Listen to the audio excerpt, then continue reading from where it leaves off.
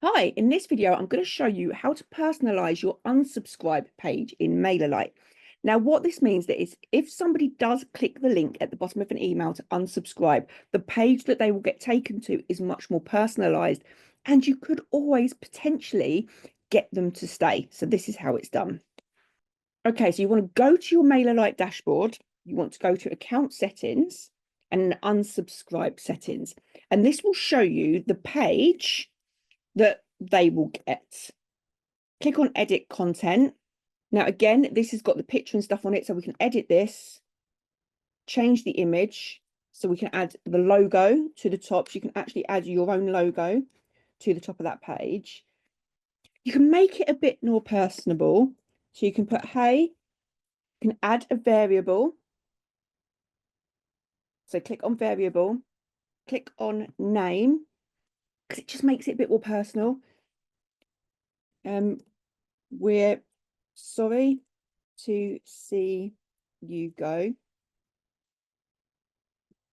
Are you sure you want to unsubscribe?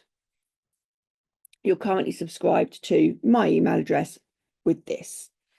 So just change it a little bit. And plus that way, it's not a generic thing.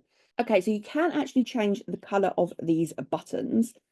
So if you go to settings, go down, click on primary button, and then you can click on background color and choose your color. So my most recent color, pink here, I know that is my branding color, so I will select that. Now, the reason you want no to be a brighter color is so that you want them to click on the no rather than the yes, because we want them to unsubscribe. So you can see there that when I hover over it, it turns green. If I click back on the primary button, click on hover, I can change that background color to perhaps a gray, so that when I hover on it, it changes to a different color.